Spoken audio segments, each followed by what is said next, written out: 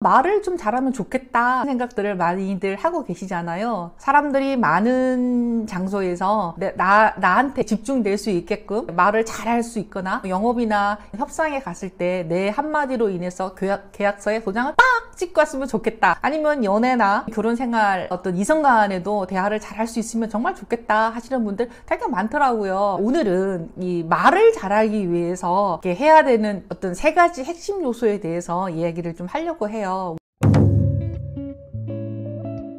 모두 소통을 통해서 관계를 맺고 또 자신의 생각과 감정을 표현을 하잖아요. 그래서 말을 하다가 버벅거려서 이렇게 머리가 하얘진 적도 있고, 또 뭐 소개팅이나 미팅 나가서 말을 좀 잘해야 되는데 그러지 못해서 주저주저해서 자신의 어떤 매력이 충분히 전달을 못해서 집에 들어와서 이불킥하고 그럴 때도 있잖아요. 말을 잘한다는 것은요, 단순히 정보 전달을 넘어서 우리가 누군가와 연결되고 또 공감하고 설득하는 데 큰 역할을 하죠. 그래서 오늘 이 영상에서는 우리가 왜 말을 잘해야 하는지, 그리고 책 읽기, 글쓰기, 마음가짐 등이 어떻게 연결되는지를 좀 알아보려고 해요. 자, 첫 번째요. 말을 잘 하려면은요, 읽어야 돼요. 읽는다라는 것은 되게 중요하거든요. 자기계발서보다는 소설을 조금 많이 읽으라고 얘기를 하거든요. 소설은 여러 가지 것들이 전개가 되죠. 그 전개 안에서 주인공이 내뱉는 어떤 그 말 한마디로 인해서 참 많은 분위기가 만들어지잖아요. 뭐 책을 읽기 싫으시면 영화나 드라마를 좀 보셔도 그게 보면 주옥 같은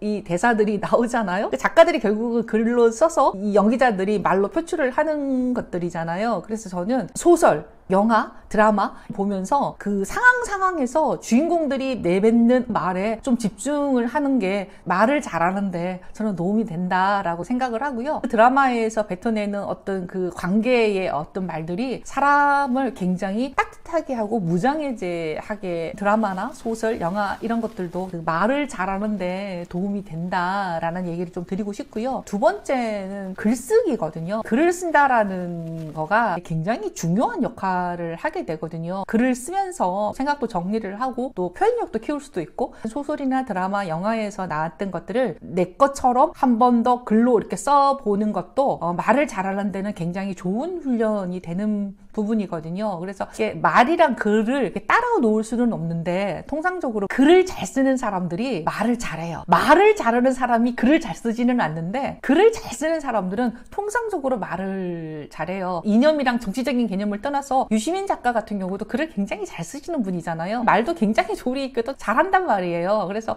그런 맥락으로 본다라면 글쓰기도 되게 중요하다. 요즘 여러분들 SNS 다들 하시잖아요. 자신의 생각을 한두 줄이라도 쓰면 글에 근력이 생긴다고 해요. 글에 근력이 생기면 대부분 다 말을 잘하게 되거든요. SNS에 매일 짧은 글을 쓰면서 생각을 좀 정리를 하는 습관을 들이는 것도 굉장히 중요한데, 그게 처음에는 힘들지만 점점 이렇게 감정과 이렇게 의견을 명확하게 표현할 수도 있고, 또 그 결과로 말하는 것도 더 이제 수월해질 수 있죠. 마지막으로는요, 그러니까 글 사이에 가장 밑에 이렇게 베이스로 깔려 있는 것은 마음가짐이거든요. 마인드셋이라고 하죠. 마음가짐이죠. 말을 잘하기 위해서 자신만이 가지고 있는 자존감도 되게 중요하고, 그리고 또 긍정적인 태도도 중요한데, 이게 너무 교과서적인 얘기 같단 말이에요. 가스적인 얘기 같지만 우리가 소홀히 할 수 없는 것들이 뭐냐면, 결국은 내 생각이 뭐로 나온다? 대뇌에 연결이 돼서 대뇌에서 말을 해라 라고 하면 내 생각이 말로 나가는 거고 글로 나가는 것들이잖아요. 내가 내 안에 막 화가 났어요. 너무 열받았어요. 그러면 언어 자체가 부정적으로 나갈 수밖에 없고요. 까칠하게밖에 나갈 수밖에 없잖아요. 그래서 말을 예쁘게 할 수가 없어요. 그래서 내가 어떤 마음의 자세를 가지고 대화를 하느냐, 말을 하느냐도 사실은 굉장히 좀 중요하다라는 생각이 들어요. 좀 화를 누르고 또 상황을 긍정적으로 바라보는 것들이 생겨야 자존감도 생기거든요. 자존감이 있으면 다른 의견으로 비친다라는 거죠. 내 안에 화 있으면 상대한테 좀 이렇게 공격형으로 비치게 되거든요. 그래서 나의 화를 어떻게 누르느냐도 되게 중요하죠. 그래서 감정을 조절하고 어떤 긍정적인 어떤 시각을 유지하는 것을 연습을 해보는 것도 되게 중요해요. 말을 잘하려면 이 3가지에서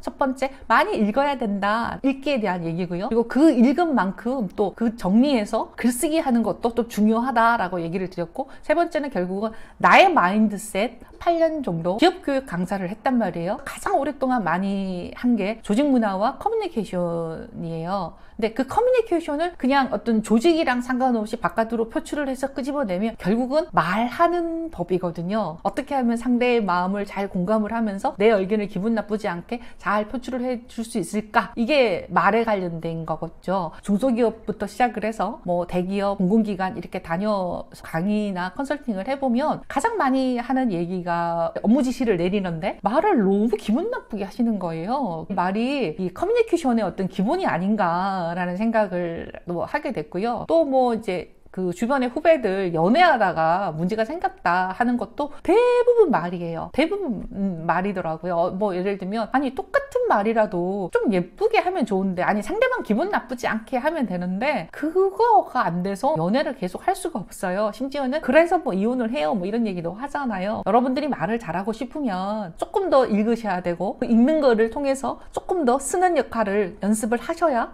내가 하는 말이 훨씬 더 교양 있게 조금 더 예쁘게 조금 더 멋지게 나간다라는 얘기를 제가 드리고 싶어요. 말을 잘하는 것이 여러분들의 삶에 어떤 긍정적인 변화를 가져다 줄 수 있으면 너무 좋겠다라는 생각이 들고요. 여러분들의 의견들 있으면 댓글로 남겨주시면 그 댓글 받고 다음 영상 찍도록 하겠습니다. 마무리할게요. 감사합니다. 안녕.